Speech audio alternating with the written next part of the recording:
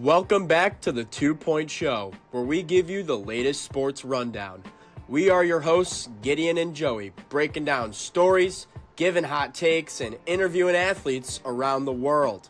From buzzer beaters to bold predictions, we will give you fresh analysis, real opinions, and some fun arguments along the way. So whether you're tuning in on your drive, in the gym, or simply on your couch, get ready for a good one. This is the 2 Point Show.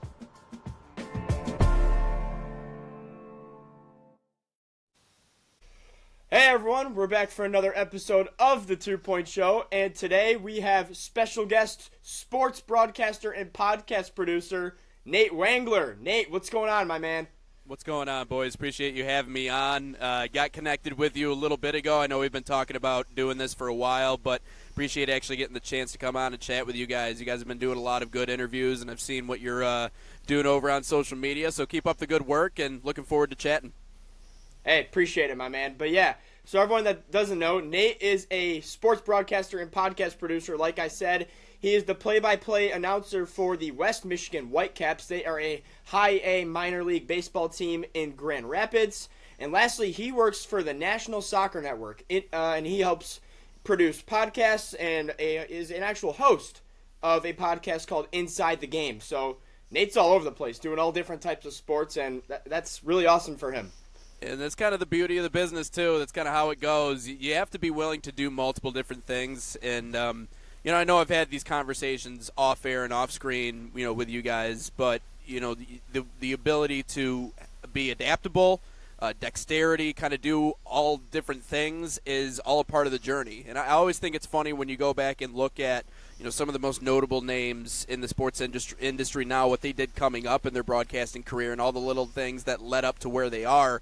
Sometimes there are some side roads. Sometimes there are some things that you need to be willing to do and expand your horizons, and I'm sure we'll talk about that coming up during the soccer portion. But I do a lot of different stuff. Obviously, the Whitecaps is the main gig. I think the majority of people on social media know me from West Michigan. After that, the remainder of the year, anywhere between, I do NAIA basketball, some NCAA Division II stuff, whether it be soccer or hockey. Do a lot, very active in that. And then obviously the soccer stuff right when I get done with you guys here today. Actually coming up at 2 o'clock, I got a USL Academy game, so I'll be doing that. And then a few more coming up tomorrow as well. So it's all over the place all the time, but, man, it's fun. And, obviously honored to stick around for as long as I have already. Before we get started with this episode, we got to give a shout out to our guys over at Campus Barbers, the best barbershop in East Lansing. Campus Barbers has been making Spartans look sharp since 1952. Whether you're heading out for a night or even simply to class, they are going to get you right and feeling confident. They've got that classic barbershop vibe. Friendly dudes, great conversations, and when you get up from the chair, you know your cut's going to be looking smooth. They're located at 621 East Grand River Avenue, right across from campus. You can walk in or book ahead online at campusbarbersinc.com. Super easy and convenient. So next time you need a trim, a fade, or freshen up for the weekend, head over to our guys Jason and Nick at Campus Barbers. Now let's get back to the show. The grind doesn't stop, baby. So yeah, Nate, you kind of just tell us what you're up to a little bit. I want to know, what's up with you personally, just give us a little bit of background about your family and such and where you come from. So Grand Rapids is obviously born and raised here. I've lived pretty much my entire life. Now, mind you, there have been examples of me moving different places to do different gigs or different work, but I've always come back. This has always been home base for me. So born here in 96. My dad was obviously my mom, my dad. Mom stayed home for the longest time, but obviously once I got a little bit older, that changed. But Dad was always super involved, and in terms of, if you want the storyline of what kind of led me to here, that's where it all kind of started. He always had a game on, in the garage, in the living room. There was always something going on. And I remember from very early on listening and watching the announcers and just kind of being enamored by their ability to bring you along as if you're sitting there right next to them. And it's taken me a few years to realize why that is and just how important the conversational aspect of broadcasting is. But obviously these guys knew it front and back. And so Dad was always there, was always on. Obviously he was always involved in he did coaching and stuff too with a lot of my teams, but always around. But from a very early age, that's where I kind of learned about, this was what I wanted to do. I didn't know what it looked like. I don't know what it felt like, but I'm like, whatever it looks like, I want to be like them. And so started to really pursue that. But yeah, went to Central Michigan after I did some sideline reporting in high school. It's kind of where it all started. Went to Central Michigan for a year. Did not work out. My situation was just weird there, one thing or another. It just didn't add up to where I wanted it to be.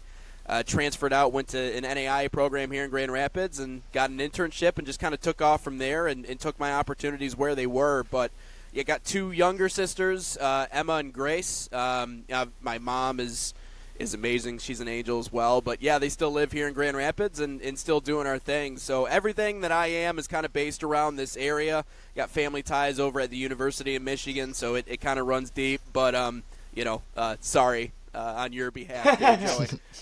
But yeah, a lot of family ties, and obviously this is always home base. I like to get out of Grand Rapids, obviously to go do games or vacation or whatever it is. But this will always be home. Yeah. No hate over here. Yeah, no hate. Yes. So we got a couple topics for you. Congrats on Pat Fitzgerald, by the way. Yeah. Hey, how about that? Appreciate it. I think it's a good hire. I think it'll be good for us. It'll be great. Yeah. Go ahead, Gideon. So yeah, we got a couple topics for you. We'll kind of stay on the family side. So broadcasting involves long hours. Traveling every which way. You're always with the team or somewhat.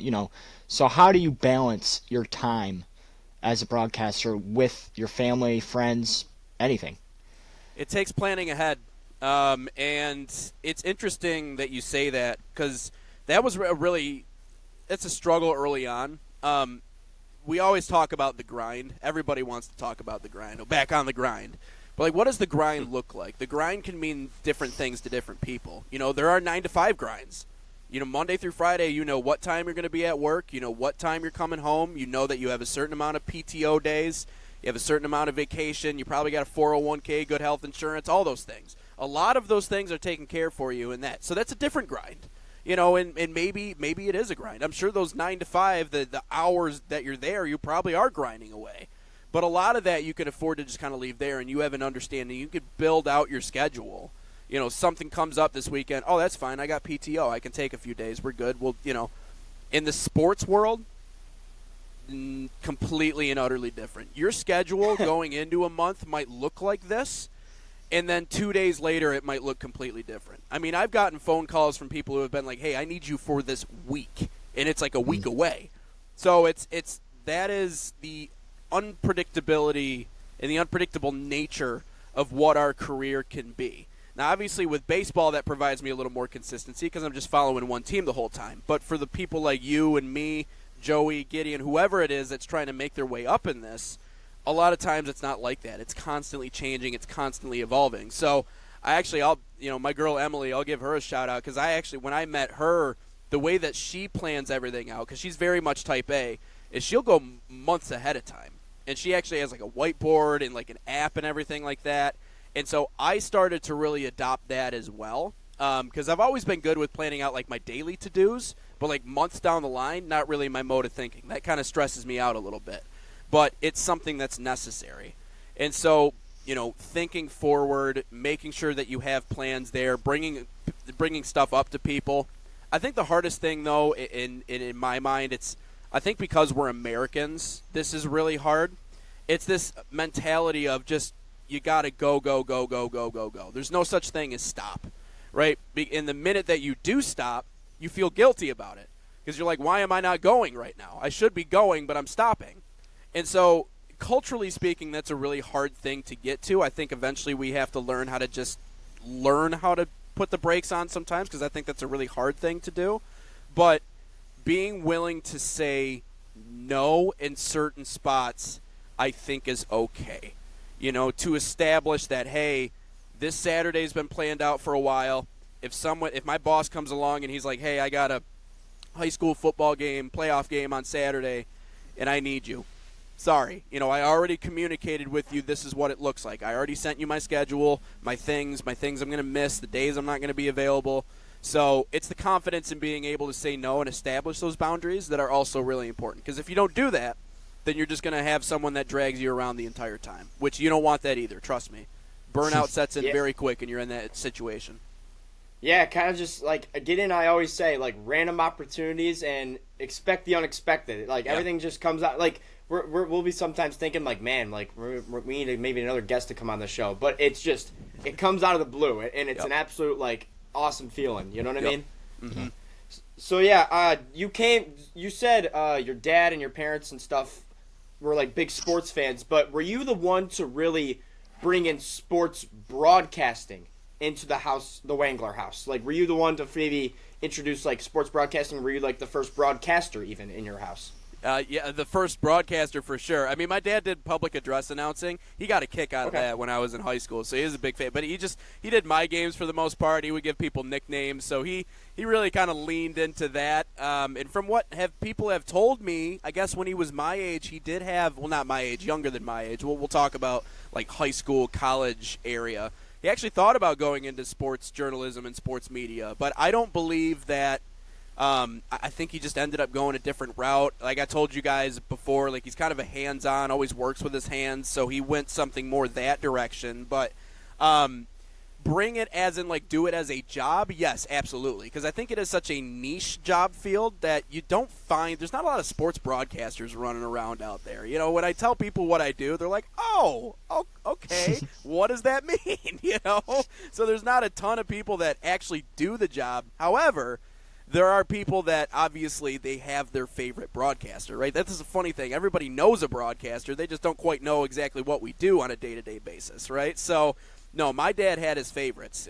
You know, Pat Hughes, Ernie Harwell obviously was signature, especially for those who grew up with him, which he was one of them. You know, I mean, obviously Doc Emmerich, he was everybody's favorite once upon a time. He's got a few, Harry Callis, yeah, I mean, he had his favorites. And so Jim Brandstatter, Michigan football previously, which he wasn't, I wouldn't say he was the greatest announcer of all time. However, it was just the sound of his voice that, like, you get used to it, and you're like, okay, that's Michigan football. So right. He certainly had his favorites, and I think I took a lot of inspiration from those guys because I was always listening to them. So, like, he knew about broadcasting. He knew about, but I was the first one to actually do it in the family. But it's funny because everyone knew it early on because I told everybody. You know, it was almost like I was, like, calling my own shot at, like, 7 years old. I'm like, I'm going to do this. And so far I've been able to do it. So it's been a wild experience. Awesome. Yeah. When you first, like, knew, like you said, 7 years old, when you told your family you wanted to pursue sports broadcasting, what did they think? So there were mixed emotions there, and for good reason. Obviously they were excited and they wanted me to go as far as I could with it because they knew I was passionate. They also knew that I was good at the whole public speaking and just speaking in general. I never really shied away from that, even as a younger kid. You know, I anytime there was an opportunity to do public speaking, book reading, anything as it pertained to voice and inflection and speaking, you know, I always gave it a try, and I think they noticed that early on. I think my teachers noticed that early on, and that was something that they always kind of told my parents. Like, this is a kid that is he's very expressive. Like, I was in theater, I did choir, I also played sports. Like, I very much enjoyed the performative arts side of things. So they understood early on that there was a skill set there, and I was obviously very honest with them about where I wanted to go. I think the question marks only came in because it is such a unique job field in what it entails in terms of the taxes, in terms of what you get paid, in terms of all the different places you work. Like I told you guys, when it comes tax season, I drop off a stack of 1099s at my tax guy, and I'm like, you do what you need to do. I would get lost, and I would probably owe $1 billion if I did this. So good luck, good luck sorting through it. So I think it was they didn't understand the economy and the culture and everything around what it actually takes to put yourself in a position to succeed in this field. And to do it and still be financially viable, to still have your finances where they need to be, which is perfectly realistic. That's a realistic fear. And so I think there was a little hesitation there. The other thing is, too, when you're in a field that is performance-based, is talent-based, I mean, look at it in the same way as, like, acting. right? Or being an actress, right? You can get gigs that will pay you, but I mean, are you Tom Cruise? Like, do you own mansions? Are you living the high life? No. Like, you're kind of on the road doing whatever you can to get to that next level. So I think the thought of it being a performance-based industry, they were like, that's, you know what I mean? Because I wasn't born with the voice of God, unfortunately. I have a good voice, but, like, there's some people that, like, they're just born and you're like, okay, like, like everything about you screams you're going to be in the show in 5 years, and then they end up being there. So I think that led to a little bit of hesitation, but for the right reasons. They didn't tear me down. They didn't tell me not to do it, and so I think that was always really inspirational from them because they could have very well done the opposite. You know, and they put some pressure on me sometimes, but I think it's been going okay so far. So Nate, tell us about your the first time you ever really got the call to put on the headset. Your first ever broadcasting opportunity, and what did it teach you? So it was in high school as a sideline reporter. Played football for a long time. I mean, I played before middle school, in high school, and then it was my third year of high school that I just decided to kind of step away from it. Different reasons, politics, you know, head injuries, whatever it may be. I was like, I just don't want to do it anymore. So I parlayed that into an opportunity with our broadcast group, which, mind you, this is a Division V high school in the state of Michigan. So we're talking like 550 to 600 kids. I mean, it's not a big school, but the football program is really popular. Everybody in the community comes out to watch the football games because that's just small-town USA, man. They love their high school football. And so we had two guys who called the games, and it was just a Bluetooth connection, no video, only audio, kind of a radio-style broadcast. Man, I'm feeling bad. Joe Sack was one of them. Mikowski was the last name of the other guy. I'm blanking on his first name right now. I feel terrible. But those two guys I always credit with giving me my first chance. But I was like, hey, can I, whatever it looks like I could just sit there and watch you guys. I don't care. I'm like, can I just be a part of the broadcast crew this year and maybe next year, whatever it is? They're like, yeah, sure. You know, they're like, you could do a sideline report. I'm like, all right. So that's what I did, my first job. And literally all it was, and I think it was just because they didn't want to put me on for too long because they answered to somebody else, like they had a boss, and so I think they kind of ran through him, like, what can he do? So I would just be on the sidelines. I'd run up. I would give my 2-minute halftime report, and that would be that. So that was my first opportunity ever talking live on air on a broadcast. And what did it teach me? I think it reinforced – I don't know if it taught me anything. I think it just reinforced the fact that I wanted to do the job. Because I think I had so much fun being down there, being in the environment, you know, listening to both sides, hearing what both sides had to say, you know, just kind of absorbing the game from a unique perspective. Not a fan perspective where I'm just watching everybody run around the field, and I'm not a player, right? I'm not in it, but I am right next to it, and I'm absorbing all of it. And so it just kind of reinforced that that's what I wanted to do, you know, because I'm like, this is cool, and this is only high school. Like, if it gets better than this, then yeah. So it definitely reinforced that for me. Nice. Yeah. So what kind of first sparked, you know, yourself that, like with your interest in sports broadcasting? When did you know you kind of wanted to go into that field? Well, you know, obviously, as I said earlier, you know, Dad always had a game on. There was always something playing. But, you know, I think it was just being around sports all the time. And mind you, I came up in a household where, you know, I don't know if it made a difference, but I wasn't allowed to play, you know, like games like Call of Duty early in my childhood. You know, I couldn't, you know, I could watch certain shows, but for the most part, everything in my life just revolved around sports. I only really liked playing sports video games. I only really liked doing all that other stuff. And so I think the emotion of the moment whenever I was watching a game with my dad was something that I always, it just always kind of drew me in, and I wanted to be the one to create that emotional moment for someone else. I think that's something that really kind of brought it out of me, because the last time the Pistons won an NBA championship, I don't think either of you were alive. When were you guys born? 07. Yeah. 07, okay, man. all right, exactly. Couple years before us. So I was old enough to remember the last time the Pistons won a championship.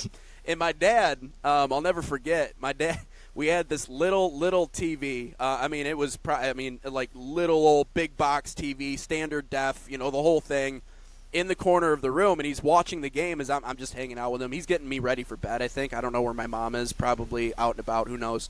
But he's got the game on, and I think it was the chase down block, and you can go see this highlight on YouTube if you want. Tayshaun Prince had a chase down block that resembled that of LeBron James. I mean, it was right there. And it was better. I think it's better. It was. I would say so. I would. Yeah. I mean, it was nuts. And watching my dad's reaction in that moment, and obviously hearing the call, it was like, wow. Like I wanted to chase that feeling, whether it be delivering that feeling, being a part of that feeling. I wanted to chase that. That was cool to me. And you were young, right? Like Yeah. So what? I was born in '96. '04 was when they won it. So I mean, I I was was 8 or only 9 years old. I was only like 8 years old, but I still remember that exact moment. And so that's only built on itself. And part of the reason why I like watching back my favorite calls or my favorite moments is mostly because of the call, because of the broadcast. Right. There's always a great call attached to it. So I wanted to deliver one of those, and I'm hoping to get one in my career, those legendary moments. And I think I did during the summer. I had a walk-off grand slam. So that, I mean, in terms of the Whitecaps history, that's the only one that's ever happened. So that's one of those moments I can always go back and watch and listen to, and people always reminisce on it. And it's going to be on every highlight video going forward. You bet your you-know-what, it's going to be on it. So, I just want, hopefully I can get one of those maybe in the show or the NBA or wherever it may be. I want one of those moments. That's something I've always wanted to chase. Maybe the Pistons get it done in the next few years. We'll see. see. Hey, maybe this year, man. Hey, yeah, we're trending in the right direction. You say that. Absolutely. Yeah, so, Nate, let's transition over to your Michigan Whitecaps career, you know what I mean? So, I want to ask you, just give us a little day in the life behind the scenes of what Nate Wangler does when he gets to the ballpark, or pre-game, post-game. I want to hear what a broadcaster does and how he prepares for a game like that, and for doing it for such a long season. I am a creature of habit, and I think we're all creatures of habit as broadcasters, and I think it's good to try and break that mold as much as you can. And I've certainly been trying to do that. But what I'll do, let's say 7 o'clock evening game, Whitecaps, Great Lakes Loons, MLB minor league game of the night. All right, so I'll probably wake up at, I'm going to guess, probably 6:30, 7 a.m., generally speaking. Immediately what I'll do is I'll launch into my game notes. I try to get those done before I have to go live for my morning show, the National Soccer Network, that takes off at 9 a.m. So I'll do my game notes. I'll do the morning show. And then once that wraps up at about 10:30, go to the gym. So, shorter, longer, whatever it is, get out of there. Typically by that time I've sent my game notes out. I like to do it first thing in the morning. That would always be my advice to anybody who wants to do this. Get your game notes out as quickly as you can. Come back, shower, get ready, go to the stadium. Once I get there, that's where the tech stuff and distributing the papers comes in. So distribute lineups, game notes, rosters to everybody that needs it. Make sure the audio's up and working. Make sure everything's where it needs to be. And then sometimes mixed in there, I'll congregate with journalists or any media that's there. That's a big part of pregame a lot of times. So you'll have Jason Beck sometimes who writes in Detroit. You'll have sometimes Evan Petzold will drop in. You'll have Emily Walden in there. You got a lot of different people that come and go, obviously because of our prospects. And if I ever need to, coordinating interviews, making sure they get to where they need to go. After that, typically Dan gets there around, if it's a 7 o'clock game, typically 5:30, 5:15, 5:30. He has a daughter, he likes to get there a little bit earlier than that, but he's got other things going on, so I'll help him out with a lot of that stuff. But fill my book out, do our on-field pregame, and then away we go. And then afterwards, obviously, I do my post-game presser, and then after that, typically I'll get home with the pitch clock. That's helped out a ton. Oh my God, it's helped out a ton in terms of probably like an hour and a half. You don't even understand. It's nuts. Yeah. So typically I'll get home around 10:15, 10:30, and then just kind of doom scroll on TikTok until I have to get up the next day. Either that or cut up a highlight that I liked from that night. So that's generally speaking from day to day what my day looks like. Now, if I'm on the road, a little bit different. You know, if it's Great Lakes, I'm going to go find a cafe I like. If it's Fort Wayne, I'm going to go try out whatever food they have around there because it seems unlimited. If I'm in Lansing, I don't know. There's got to be something to do in Lansing. I don't know. But, you know, it all Go see the Capitol. Yeah, it all depends. Yeah, go stroll around Michigan State's campus or something. Who knows? But it all depends. But typically at home, that's what it looks like. Yeah. You were talking about the pitch clock, and I'm sure that's kind of changed a lot. And obviously, baseball is still, slow paced. One of the slowest sports, obviously. So, right. Keeping the broadcast engaged. How do you do that? Like, with all the people listening, how do you do that? I know a lot of people. Before you talk, Nate, I know a lot of people that hate slow pace. So I'm very interested to hear your answer to this question. Like I said earlier, conversationalists do really well in the broadcast booth, and the more that you can learn to lean into that side of your profession, the better off you're going to be doing games like baseball. And I think it's intimidating for people simply because of if you don't have a partner that really spurs a conversation on or is good at getting the most out of you, it's going to be really, really hard to last an entire game like that. Yeah. Because I think I drew comparison to, I think soccer was the sport that I drew a comparison to. So many lulls, can be very slow. It can speed up at random times. And I also said that, like, it's important to, keep your head up and understand that you're still doing play-by-play, right? If the ball's into the 18, or in baseball, if you're in a big-time situation, you have to make sure, stop talking before the pitch, all these other things. But I think people are intimidated by it. I got the same way too early in my career because they look at it as, man, there's so much space to fill, and there is an unbelievable amount. But when you do it for long enough, you come up with little tricks and ways of, even if you run out of everything that you wanted to talk about, which doesn't happen nearly as much with the pitch clock now. They used to happen a lot more, but now, you're able to kind of get through it. Like, for example, our home games will have something for each and every inning. So we'll have a graphic, we'll have something else we'll put up on the screen, and so that will typically carry us through the inning. But if you get beyond that, a lot of seasoned baseball guys will have other ways of making sure that we carry that space, making sure that we can continue that conversation. For example, the Lansing guys, they call it their fishbowl, and it's literally a fishbowl filled with just different talking points. And so literally if you get to a lull in the broadcast, they'll just reach in, take one out, and it'll be like, what's one concert that you want to go to? If you could go to one concert right now, what concert would you want to go to? That could carry us through a whole inning. I mean, if it's 12-2, let me talk about the Red Hot Chili Peppers for a little bit. Absolutely, I would love to go see them, Or like maybe Green Day. That might be a little bit dated. I might be dating myself right now, but Green Day would be another great selection. So, those types of things. Yeah, and when you do it enough, you can create a conversation out of nothing when you do it enough and you have enough reps.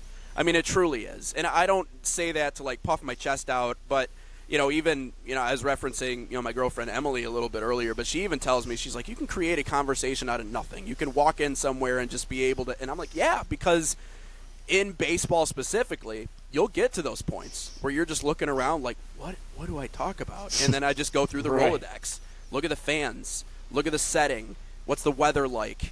You know what I mean? Look at your partner. What is he doing? What is he wearing? What were we just talking about? Can I circle back on something? Look at your game notes. Typically, I'll write down, because I told you, I have that section of my book where I'll write down talking points. I got 14 in there. Let's bring up one of those. It's one of those things you have to learn, because communicating for that long can be exhausting. It can be very exhausting. So it's a learned trait, but once you learn how to do it, I don't know. I grew up with the sport too. I think some people just didn't grow up maybe watching baseball nearly as much, so they don't understand the flow. But baseball was on all the time when I was younger in the summer. Nate, favorite MLB team? You're gonna get me in trouble. The Chicago Cubs. Hey, I like the Cubs. I don't mind them. Why the Cubs? So my dad grew up in the era where the Cubs didn't have lights on the stadium at Wrigley. And so those were the Harry Carey days. And so what they would do, if you played a series in Chicago, it would be during the day. they wouldn't play night games because they didn't have lights on the Right. stadium. So he would come home from school. Harry Carey would always be broadcasting the Cubs games, and so he kind of passed that fandom down to me. We had family in Chicago growing up, so we could always stay there in the suburbs, take the train in, go watch the games. And so my earliest experiences of baseball were at Wrigley or listening to Pat Hughes on the radio or being around the environment. And so the Cubs were really my first love. Obviously, I still love the Tigers, working in the organization, being around all the players, and growing up watching them too. And I've been to Comerica a handful of times. I love Detroit through and through. So it's different when people don't understand. When you're born into something, it's different. It's different because all your earliest experiences are built around that team. Right. Your dad could be a fan of the Oregon Ducks and live in Battle Creek, and you become an Oregon fan just because Dad was. That's something. So I was really born into the Cubs culture, but obviously being from Michigan, I'm always gonna. If you're from Michigan, if you're a team, if you're a broadcaster, I don't care. If you're from Michigan, you get my vote. Unless it's Michigan State and Michigan, then obviously that's a little bit different. But go ahead. So Nate, yeah, you do soccer and baseball. Those are your two biggest sports that you podcast, broadcast, whatever for. Just what is the biggest difference? Because all three of us know that there's quite the difference in soccer as a sport and baseball as a sport. What is the difference in calling soccer events between baseball events? Ooh, well, I'll say this. They have a lot of similarities between soccer and baseball because of the pace of play, the pace in which the game moves. Okay. We talked about being conversational early, but also on the other side, just letting it breathe. Baseball's the same way. If you don't talk for a minute and a half on a TV broadcast, that's fine. That's fine. We can see everything that's going on. We can see the guy at the plate. We can see the pitcher. We can hear the chants. We can hear we can see the beer snake forming in the crowd. We can see all those things. Same thing with soccer. If both teams are playing really kind of a possession-based attacking or a possession-based game, conservative, and they're both trying to feel each other out, just let it sit there. Just let it sit for a little bit. And so, for sure. And I remember hearing from a soccer exclusive broadcaster once that he liked my call on a soccer match, and I'm like, well, I'm not really a soccer guy. I've only been around this for a few years, but I feel like a lot of what baseball has taught me has kind of translated to the soccer side of the aisle. So it has. That makes sense. It has helped me out quite a bit. Biggest difference is not even really the play-by-play side. It's the culture side. That's the side. In baseball, people look at me and they're like, yeah, they respect me. They're like, that's the guy. He's been around in this. He's the voice sometimes. I've made my way professionally in that realm. In soccer, it's amazing. We'll put these clips out on social media, and they're like, shut up, you dumb American. You don't know what you're talking about. It's that's what it is, It's and I'm using can't certain even do anything about terminology that. That's just fans. He has a point, but certain terminology stuff and whatnot, it's that's an end line, not a baseline. It's okay, I'll get it eventually. Or touch line as opposed to, sidelines. I don't know. It's the terminology, the culture. It is the world's game. And so you have to be able to, in a humble way, approach it and be willing to kind of adjust to what they do. Because it's weird. Everywhere else, here in the United States, no, you got to adjust the way we do things. We run, football, American football is our thing. Basketball was born here. Baseball is our thing. Not soccer, man. Right. Not soccer. And so or football, as they call it, obviously everywhere else on the planet. So you have to be willing to kind of have a little bit of a humble nature about you when you go into it, because I like to call, my issue is I'll call soccer games like I call hockey games. And it's not the same sport. Mm-hmm. And so it's learning, it's being willing and open to that, and I think I'm getting there, slowly but surely. Yeah. Awesome. So who drew you to the National Soccer Network? My boss, the director of broadcasting. And you guys, we had talked about, I think it was last time we were all together, we talked about the Masters clip. And that's what, that moment kind of got me over 1,000 followers on TikTok, which allowed me to live stream, because again, at the time you needed 1,000 followers to live stream. So I got those 1,000 followers, started live streaming, and I was just doing a youth soccer match. That's all it was. Just doing a youth soccer match. I think it was in Brighton, Michigan. I think they have an indoor facility. Mm-hmm. but I was doing Center? games there. Legacy Center, I believe that's what it Yep. was. Yep, Legacy Center. And Nate and so I've played there. it really, what a place, man! What a special environment. Huge. It is. Yeah, it's massive. But yeah, just I think I had a lavalier mic and just the most basic dumb setup you've ever seen in your life, and I was just live streaming myself calling the game, and the director of broadcasting, the guy I know, saw me on it, and he was like, hey, he's like, we would love to have you. I'm like, my DMs are open, like, go ahead, let's talk business. And so he did, and initially they brought me on as just a play-by-play talent, so I was just kind of doing, whether it be high school games or like I went down and did like MLS Next, the Columbus Crew. I went down and did one of their games, and so, just kind of doing play-by-play. Eventually that graduated into a morning show. Eventually that graduated into content creation, obviously because he saw what I did on my own TikTok page. And so that, one thing led to another, and now I have this situation where I do the morning show and I also do the play-by-play on top of that. So it's been a really fortunate ride for me in that regard. But, yeah, all it took was he just kind of noticed me live streaming, and everything else just kind of built off of that. So been very, very lucky, very fortunate to be on with those guys. May I ask what inspired you or what interested you to live stream a little elementary game in Brighton? I wasn't filming the actual kids playing. I was only getting my face. So yeah. I don't know. More viewers, more traffic, an opportunity for more people to hear my voice. I mean, that's really all it is. And you'd be amazed how many people if I go live 3 times in a week, I will easily have over 1,500 to 2,000 people in the stretch of those live streams that will watch me. Let's just imagine for a moment one of those people happens to be someone in a position of power or someone who works for a company here or does this or does that. They're going to see me. If they like what I do, then they'll hit me up. If they don't, whatever. But the one time that someone does might be something that launches me in a new direction or gives me a new avenue or a new opportunity. That's all I want.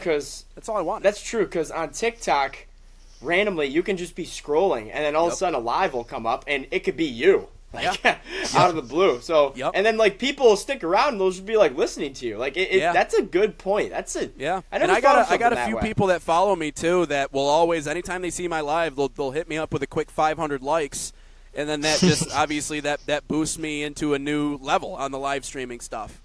So that's the reason why I do it. My phone's a little bit older now, so I definitely need to upgrade in order to live stream more now. Fortunately, I'm doing far better in terms of the play-by-play this year than any other year before. But yeah, that's really the focus with me. But that's why I do the social media stuff too. You have to play the game to win the game, and that's a part of the game that I don't generally like playing. But it's if I never had to touch social media again, I wouldn't. But it's the life, man. You have to be, 100%. And you have to be willing to put yourself out there too, which I think is hard for some people, but that's a big part of it. Yeah. Do you create your own? I'm just saying.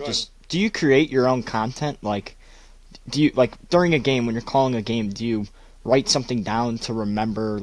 Oh shoot, this is a big play or whatever. So that's actually the smart thing to do, Gideon. Generally speaking, I'll just call it and forget about it. I'll go back later that night and cut it up. Either that or I'll designate a day, like my demo reels. I really want to get those done, basketball and volleyball. I'll go back and I'll listen to my broadcasts. But generally speaking, that is the smart thing to do. If there's a big moment, just jot down what time it is. Time, place, everything to go back and be able to grab it. With the Whitecaps, someone else will cut it up during the game because they have media people. So that's gotcha. Really helpful. That's huge. Yeah. But yeah, those are things that I'm trying to do more often. I'm not doing things exclusively for social media. I think that's important. I'm just doing my job. If it happens to I do something really good that I can put on social media, then yeah. But I'm not clip farming out here, and I don't like broadcasters that do that. I really don't. That bothers the hell out of me. But But yeah, I'll try to do that as much as I can. Yeah. So Nate, we're going to talk about your viral moment. The moment where Nate Wangler went viral and he got put out there and how he got to 1,000 followers on TikTok. So Nate, you were calling a game for the Michigan Whitecaps and for one at bat, you decided to call the game based on the Masters. You know, the big golf outing in Augusta, and the big PGA National, whatever. So you called an at bat where you were like on the Masters, you know, talking like the professional and all that. Just where did this idea come from? It came from, and again, I believe it was the Oakland Athletics, and it was so during 2020, during COVID. Obviously, they wouldn't allow fans in the stands. It wasn't a thing. Mm-hmm. They had all the cardboard cutout fans that they would put up, and some places went as far as to pump like crowd sound in and like do some of those things. Some stadiums, you know, whether it malfunctioned or they just simply weren't doing it, didn't do it. The Athletics were one of those teams, right? So everything that was happening, you could hear it on the field. It was just one of those situations where it was bizarre. It was so eerie. And so I'm trying to picture who the I believe it was Glenn Kuiper. I'm pretty sure, but I can't remember who the play-by-play voice was. But either way, they were calling a game in Oakland, and they decided to do a master spoof. And I believe this was early in the season, and so they called it. It ended up being a double off the wall. It was hilarious. It trended well on social media, and so Dan initially brought the idea to me. I coupled the idea of what the Athletics did, and I showed him that video and everything. He's like, oh, wow, okay, cool. And so we devised coming into the game that we were going to do it. Now, mind you, the Masters were going on at the time. I think that's an important part of the story because it all lined up perfectly. But our goal, okay, we were going to do this. I'm like, all right, cool, we're going to do this. What I didn't realize is he came in and he actually played the Masters music, the intro music to the broadcast. And you can hear it on the clip if you go back and watch it. And then he goes into the voice, and we both start doing our thing. And honestly, it lined up perfectly because the camera panned back to us. It kind of saw both of us like smirking at each other and then going back to what we were doing because we knew exactly what the deal was. And then, it ended up being a double off the wall, so it was perfect, and it flowed well, and the angles were great, and the send-off was perfect. And, and after that, we knew it would probably do okay on social media because we've done bits like this before. And like we'll get like 100 likes or something. Yeah, you know, a few people are like, oh, that was really funny. I mean, no. I think I told you guys I put it up on TikTok, and I think an hour later it had 45,000 views. I've never in my life, and I think I said this when I chatted with you boys before, like, I don't know how famous people do it. You know what I mean? Like, can you imagine being like Justin Bieber and posting a picture on Instagram and having 7 million likes like, an hour later? Like, how do you even... So I do it every day. Every post, every day that happens. Yep, that's what we wish. Right. Yeah, but it was just, to this day, it's still the most wild, crazy, off-the-wall thing. But I think it helped us. It certainly helped me in my career, and I think it helped Dan too, because I think a lot of people still to this day notice him from the Masters call. Nothing else he's done in his career, but they're like, yeah, you're the guy. Like, yeah.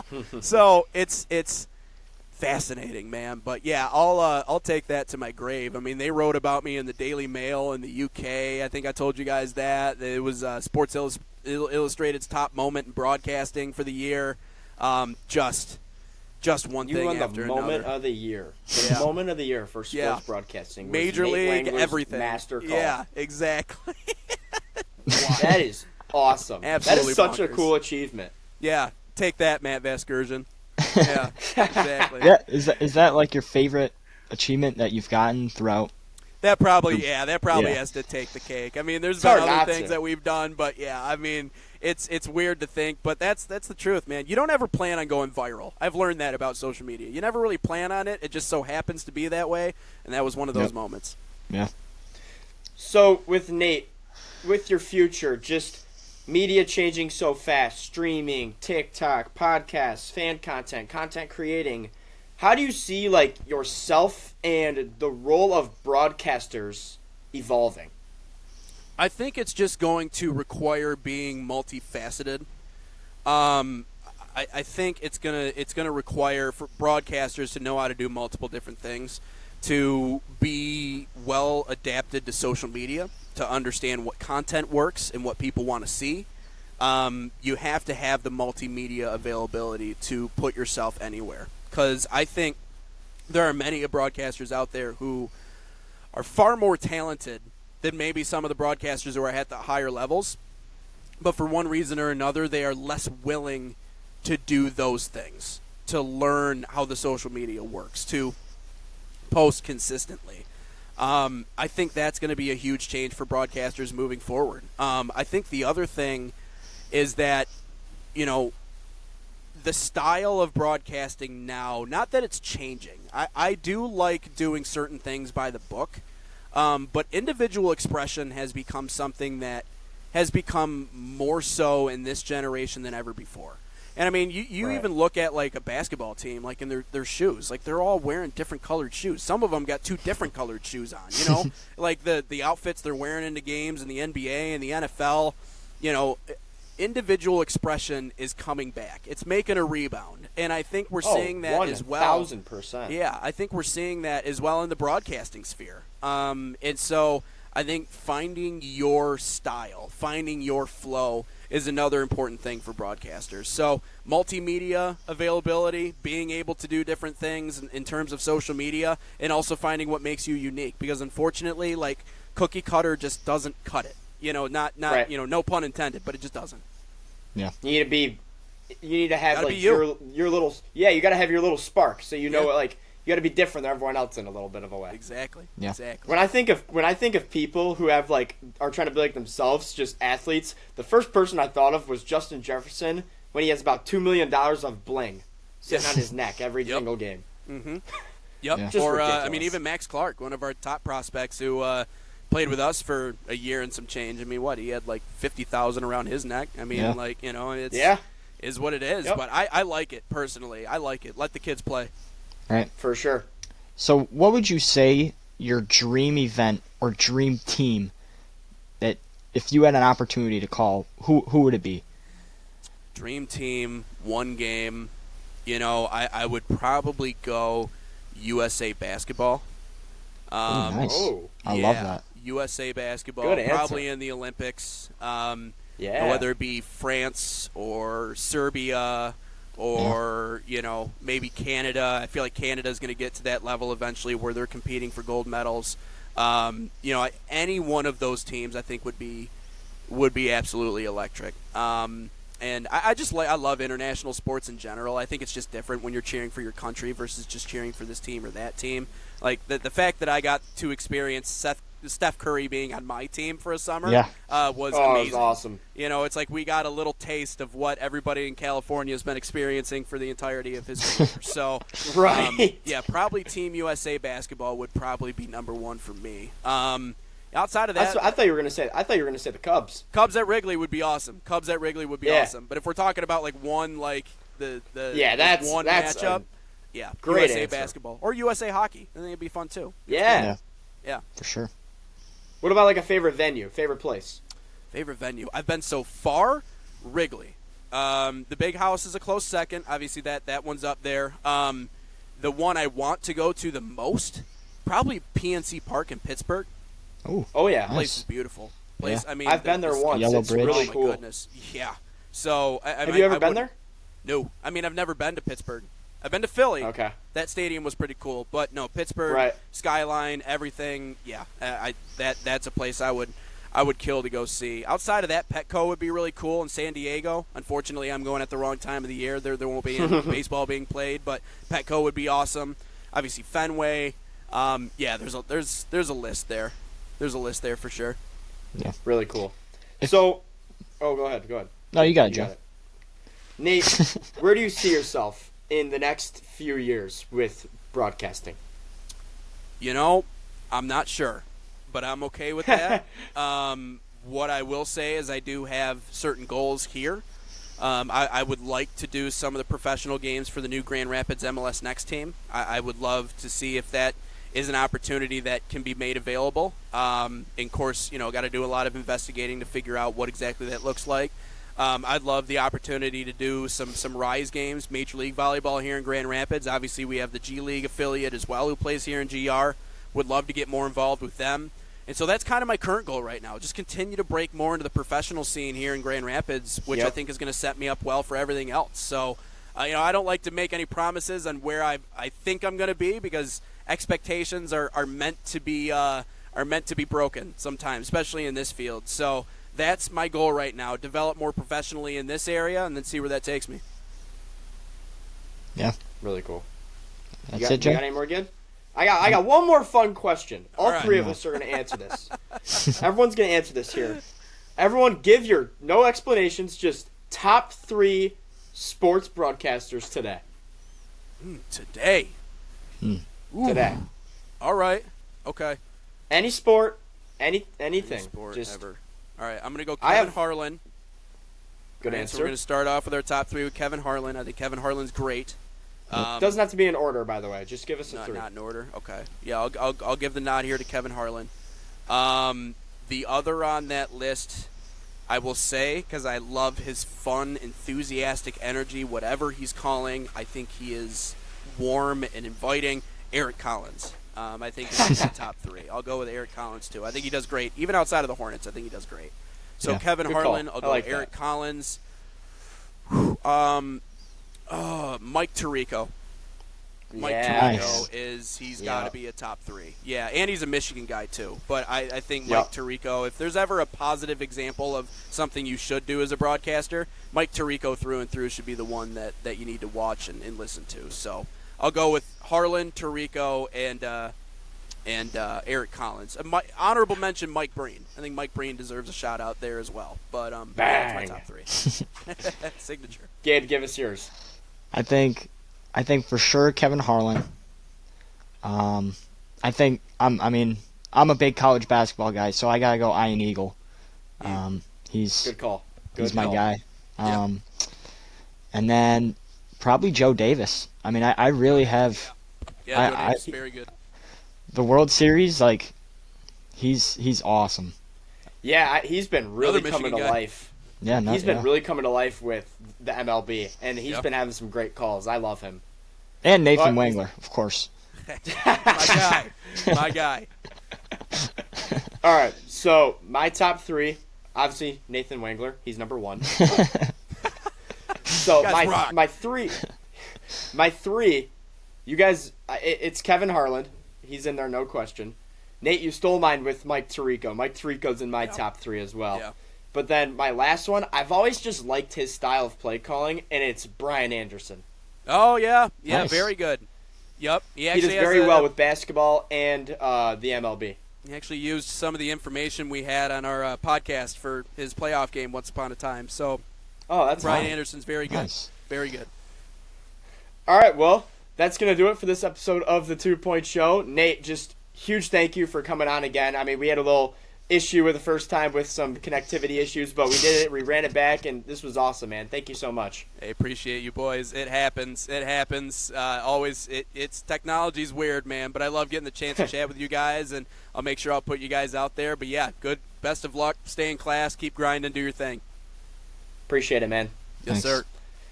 All right. We'll see you guys next time. Thank you so much. Peace.